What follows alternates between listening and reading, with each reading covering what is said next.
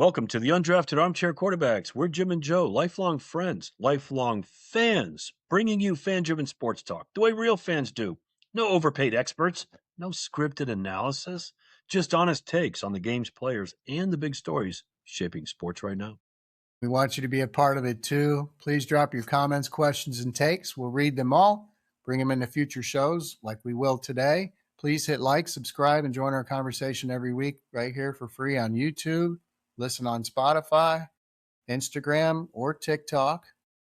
Thanks for joining us, everyone. Good morning, Joseph the Third. What's going on? Happy Thursday. Thirsty Thursday. Thirsty Thursday. I like that. Yeah, me too. Everything's going well. We could get right into it today because there's an awful lot to talk about. There is. It is Thirsty Thursday, and I'm thirsty for sports. I want to hear more sport. I want to watch more sports. I want to hear more sports. We cannot proceed without recognizing today, March Madness officially kicks off at noon. If you do not have your brackets in, you have approximately 38 minutes to get them in. So I hope you do have yours in because I have my 2 brackets in. I always do 2. Yep, I've got my 2 brackets in and my pool with all my cousins' family. So nice. Ready to go. I'm looking forward to winning it again. Yes, well, we are going to talk about March Madness after we get started with the heartbreak that happened this week in the WBC. In Miami. Yeah. And how's the Marlin man feeling after spending $5,095 for his seat behind home plate to watch the USA? How many hits did they get? 3. Okay. And 3. How many wasn't it? There was 31 at bats, I think. So 3 out of 31. I'm doing the math right now. If you can hear me typing, I'm doing the intense calculation because I already know it's less than 100. What? 3 out of 31. 0.097. That's not even. That's my grandson's weight. It couldn't even hit Carter's weight. Come on. Yes. He's almost 12. That's pathetic. 3 out of 31.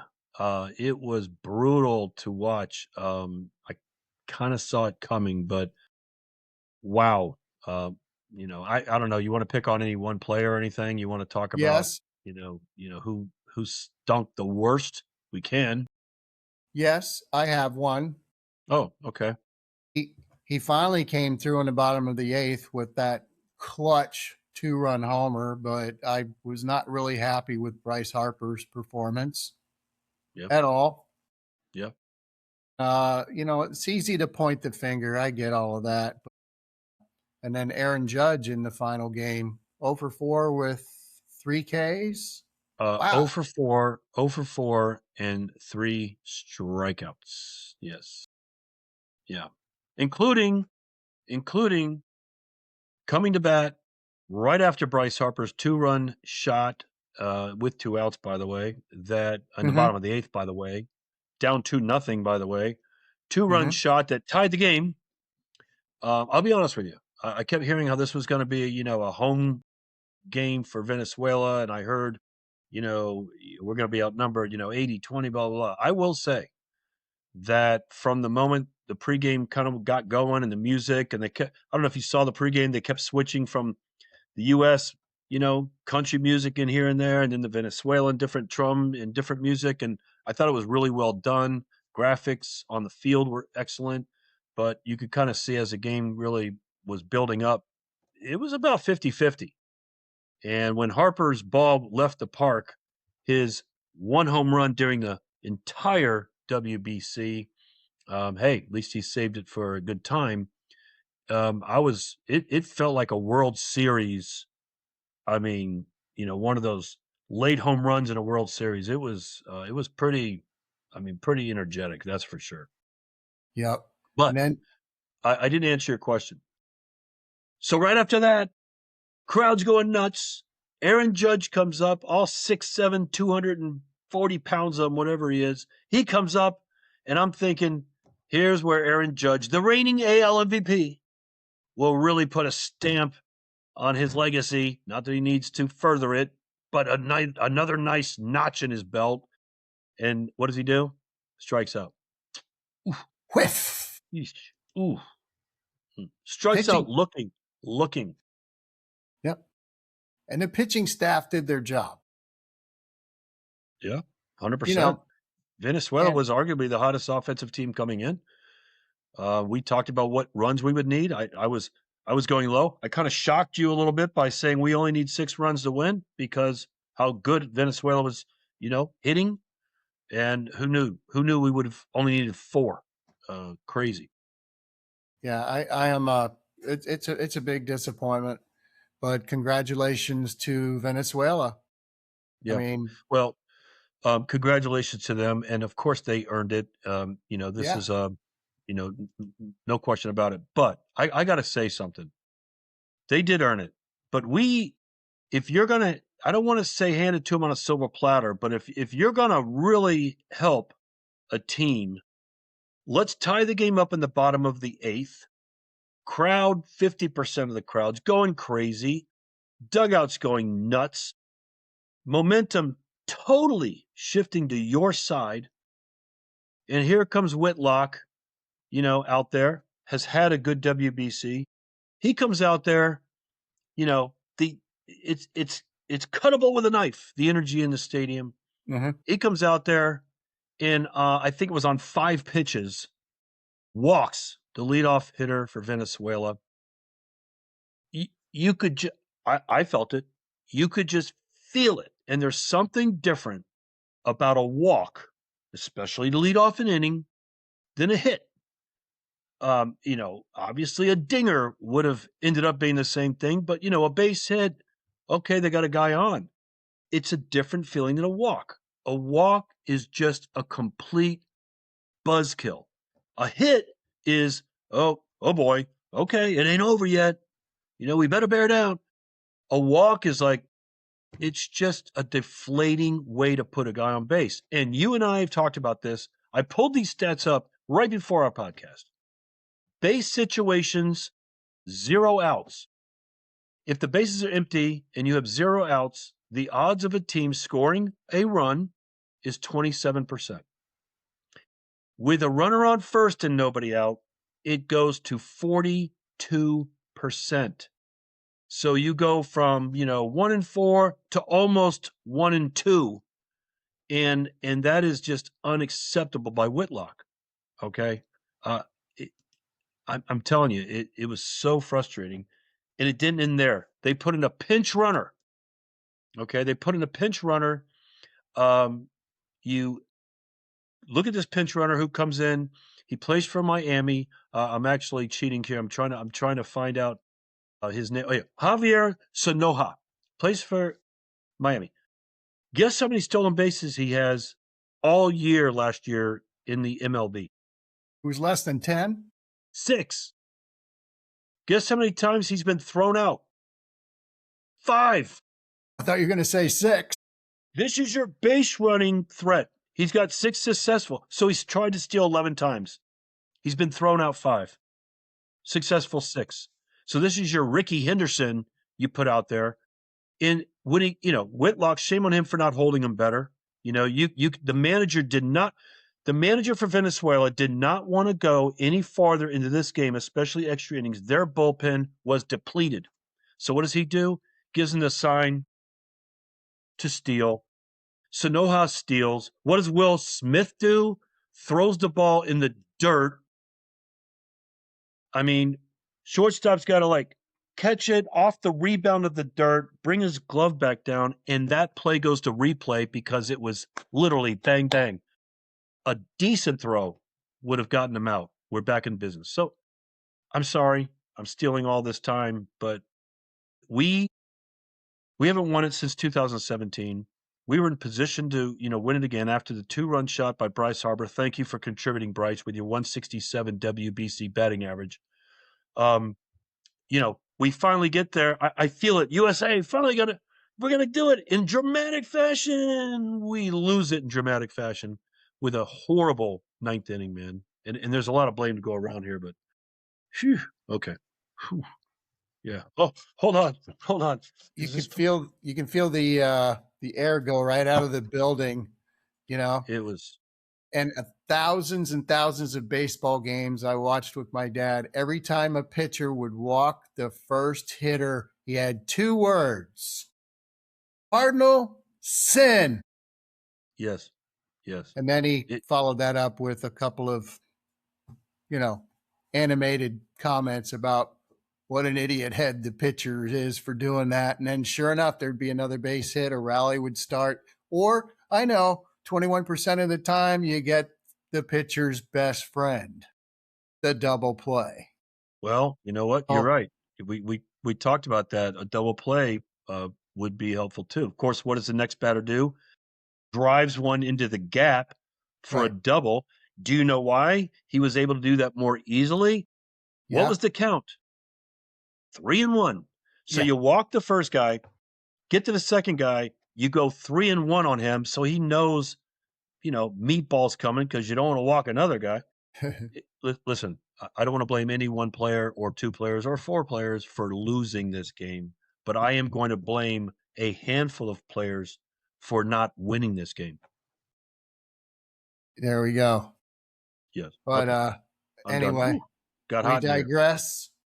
No, we didn't. We are regressing, whatever that means, because it needs to be said. Shame, not shame. Great job getting the finals. It was a good WBC for the US. Hey, Japan didn't win, so at least there's that. So And I have to credit one more family member, cousin Fred. Every single game during the WBC, when the USA was playing, the frustration came out. He would simply say over and over again, "We should be scoring 10 runs a game." yeah, our offense stunk That, yeah, almost every game, especially in the yeah. game that really mattered. 0.97 batting average in the game that counted. Wow, it's tough. All right, well, hey, let's move on. So there's I want to continue the conversation briefly. We can just make this kind of brief. The dust is kind of settling out of the Waddle trade, and what's coming out of it really isn't so much the benefit of what Denver's getting, but just, what all the stuff coming out about the Dolphins, man. The memes are hilarious. So are the memes with Kyler Murray as the quarterback of the Minnesota Vikings now. Yeah, I know. He's tiny. He's at the bottom of the screen, and Justin Jefferson takes up the whole screen. Oh, there's Kyler Murray down at the bottom. But Right, yeah, I know. exactly right. We had some great viewer comments from talking about that trade. Dale Bateman, Bronco fans. He pretty much he said his sentiment is that they gave up too much for Waddle. Yeah, Thought that was really interesting. Then yeah. we got Finsider the I Great. don't disagree with him either, by the way. No. Finsider the Great. What a great handle. Appreciate I his. love that. We talked about that. If you're Yeah. listening out there, Finn Sider, handles great, man. Love it. And he said Miami fans liked the trade. And so that made me feel better because of my comments. I was just like, good luck, Joey. I liked your comment. Wish you the best. If you go and get a ring, good for you. And then Well, go play for a contender. I mean, rings are the creme.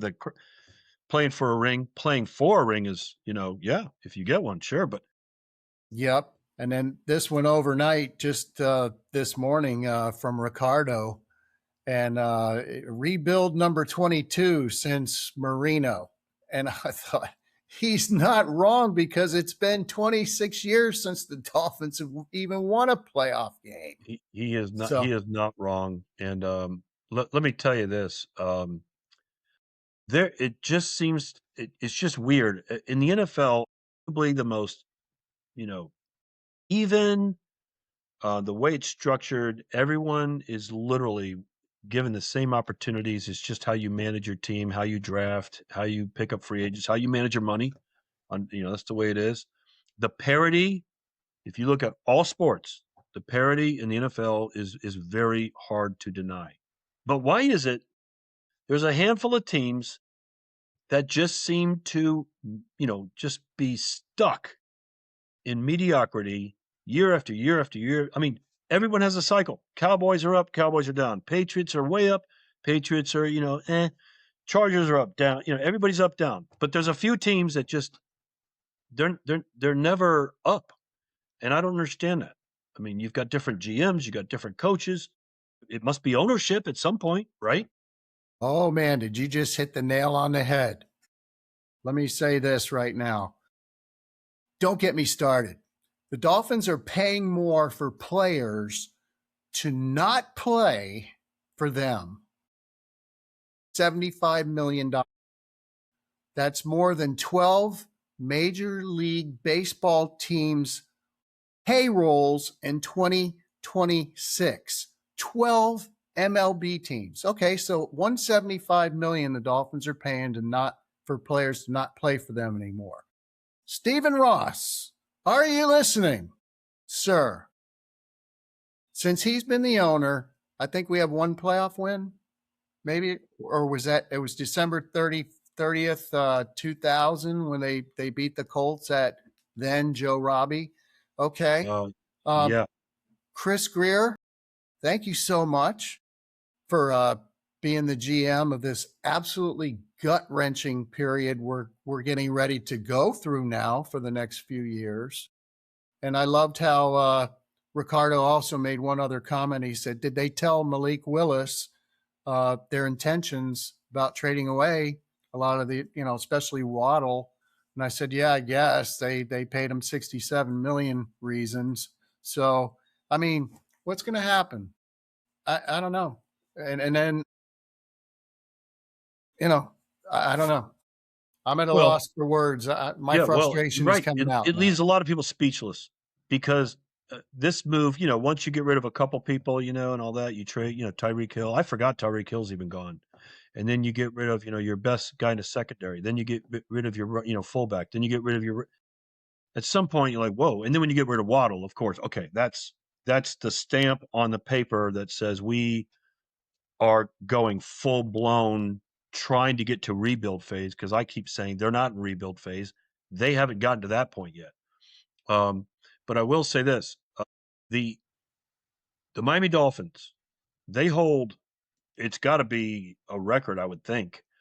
25 seasons and counting since they've won a playoff game.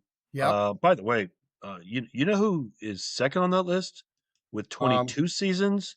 22 seasons. Same ownership, Davis, Mr. Haircut, Mr. 70-year-old Mark Davis, who, let's just face it, the bus with good looks kind of went right by his stop. And his girlfriend, who's 25, swears she had no idea who he was and had no idea he was worth billions. It was his smile that was attracting. I'm not saying that's not true, but the Davis, ownership hasn't done the Raiders any favors either. And no, I'm hopeful for us. It looks like we've got some things going. First pick in the draft isn't going to hurt. Dolphins, somebody, one of our great listeners commented that, it's great, it's a great move for the future. And I agree with that 100%, except for one caveat. It's not going to help the immediate future. You can't even afford any really good draft picks right now. So you're going to have to, be careful with who you draft and all that. Hey, I like Willis because number one, he's motivated. He wants to start, and he's going to because he wasn't starting in Green Bay. So he wanted to go somewhere he could really start. So this Tua trade, trade if you want, this Tua dump, and then this Willis, I don't think I'm sure he cares what's around him, but he's more happy to probably get his starting role than he is, wondering who his tight end's going to be, Yeah, and the real pressure is now on the Dolphins and the Raiders. You better get your picks right. That pressure is on John Eric Sullivan as the GM now, and the Raiders too. Got to make the picks right. Yeah, I mean, I think I'm not sure if this is true because I'm not an expert, but I was reading that, out of the 7 rounds that most teams, have 7 picks, obviously there's teams with more picks than that due to trades, but generally speaking, out of 7 picks, only 3 pan out to be, contributors, not even starters, contributors. So it's hard. It's a hard science, and with all the combines and 17 people sitting around with lasers and stopwatches and clipboards and AI formulas and all this, you'd think it'd be a more accurate science, but it's not. So yeah, it's hard to get them right already. Why? The Dolphins, man, what they do in the next two years, like you just said, is going to determine whether you are hopeful over the next few years after that or just stuck in the proverbial mud for another 10. Yep. Raiders, Dolphins, AFC Championship 2029. That's my Yeah. goal. You texted that to me. I at first I chuckled, then I thought, "Wait, I'll take that." That's Raiders, Dolphins, plus you said at the Raiders. I noticed that. You didn't say VS, you said at, Las Vegas, so I'm all over that, man, that'd be great. Me too. Which, Yeah. sadly, by the way, it makes me realize 29, that's only 3 years away. It sounded like 15 years from now. It's like, "Wait, shoot, that's 3 years away. Oh my god." We'll be doing a live broadcast from Vegas. Oh, Everyone's invited. It's on us. yeah, we'll have, like, guests on them. Heck yeah. Yeah, like, they'll be demanding to come on.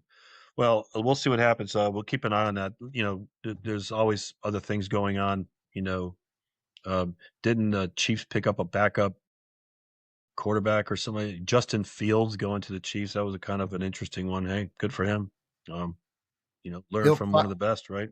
Andy Reid's going to teach him how to read defenses now. Ooh, I like it. I see what you did there. Um, what's going on? I added this. It might be a permanent thing to my background. My background, I'm trying to get it better and better, but this is it's a hockey stick. No, it's not representing our ratings, but I did put it up there, and when I did put it up there, it kind of happened to be when I'm reading about what the puck is going on Oh my with this gosh. puck.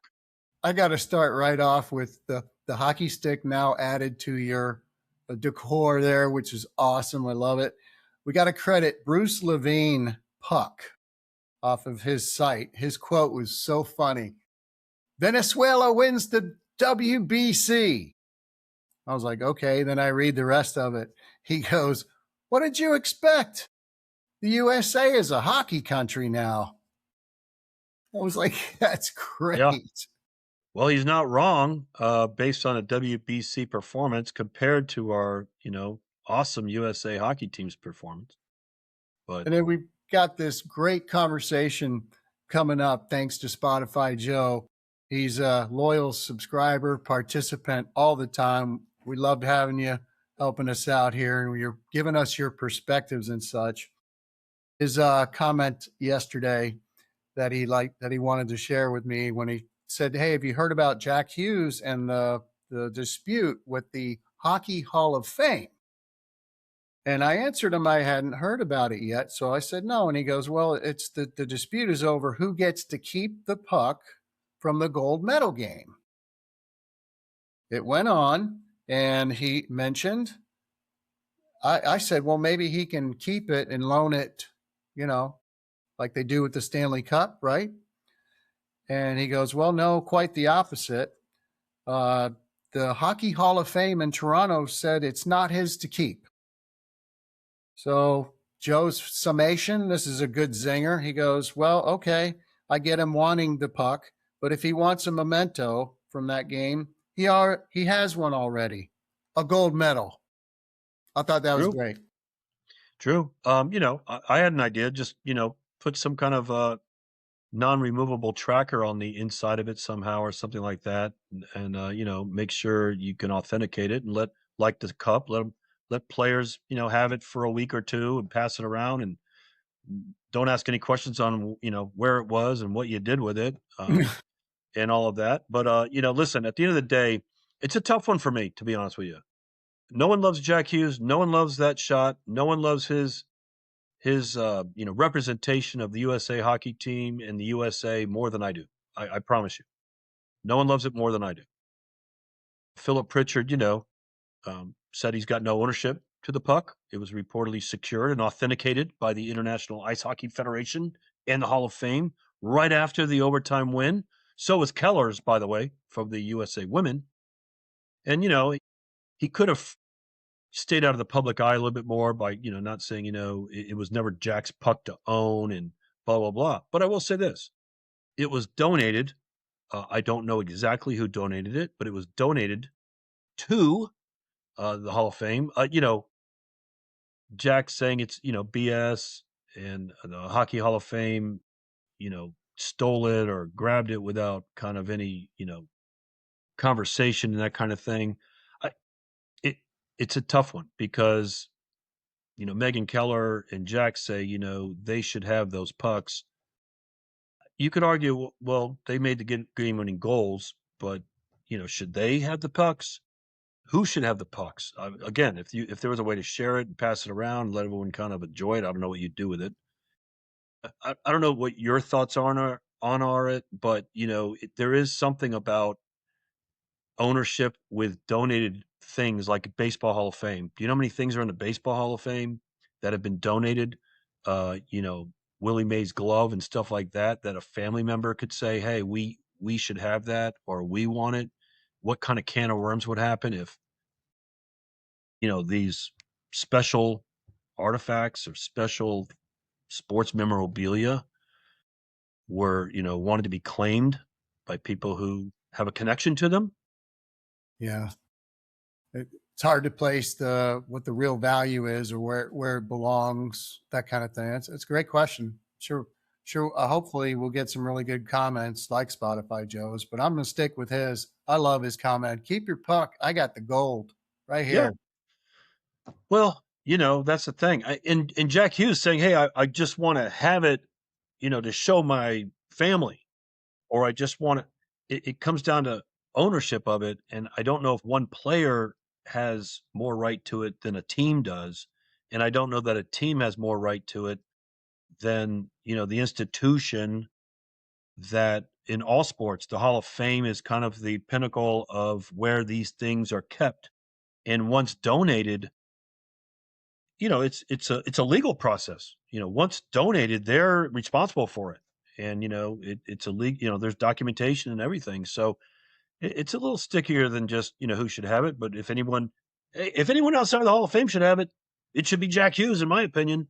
And then finally, where is the Hockey Hall of Fame located? Toronto. Oh, Canada.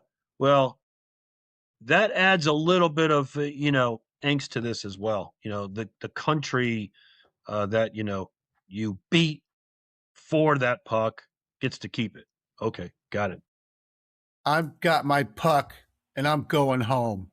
Yeah. That's well, what I don't they're give acting I like. don't give a puck. I really don't about the whole thing. I got it. The country all right. who Well, wins the let's put that gold. conversation on ice and let's That was a slap let's shot. close the show. We got a few minutes left. We could go over every single team in every single bracket in every single college basketball, prognostication. We could be here for weeks. Well, today's the opening day. I mean, I think what we'll do is we'll bring Teddy back. We got a lot of good compliments about Teddy, not just, Yes. having him on, but his knowledge. And I think we should bring him back, after this weekend for sure. Much deserved as well. Yeah. Great young man. So why don't you and I just throw out a couple of thoughts on opening day here? Is there anything that catches your attention and all that? And we'll be watching a lot of games this weekend. Yes, I didn't advance Alabama. Maybe after they play tonight, I think it's Hofstra or something. But I didn't advance Alabama because of what happened to Aiden Holloway, 2.1 pounds of marijuana, allegedly. So he has been, he was arrested. And I was just trying to think, he's their second leading scorer, Ouch. but he is number one on the team for ordering pizza. Ah, So he's going to be missing the March Madness. Hope he enjoys all the pizza. yeah. Well, that would be, that would explain why every time at practice they have to kind of continually wipe off this orange substance off the ball. Turns out it's nacho cheese from Doritos. Oh, Well, yeah. that's what I heard. That's alleged.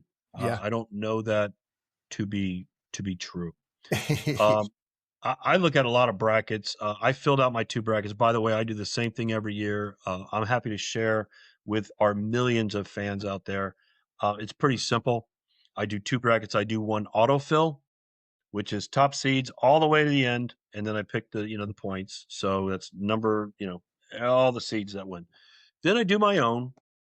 I try not to overthink myself, what 16 seed's gonna, upset number 1 and what I want to happen. And by the way, it does influence my picks.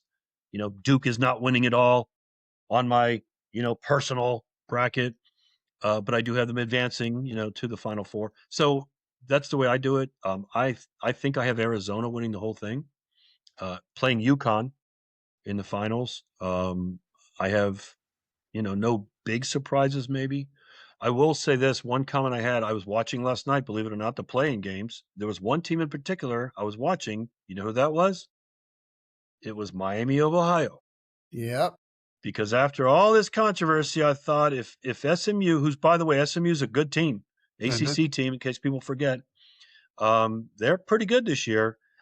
They ended up Miami of Ohio ended up beating SMU. I think it was like 89-78 or something like that. So, a good win.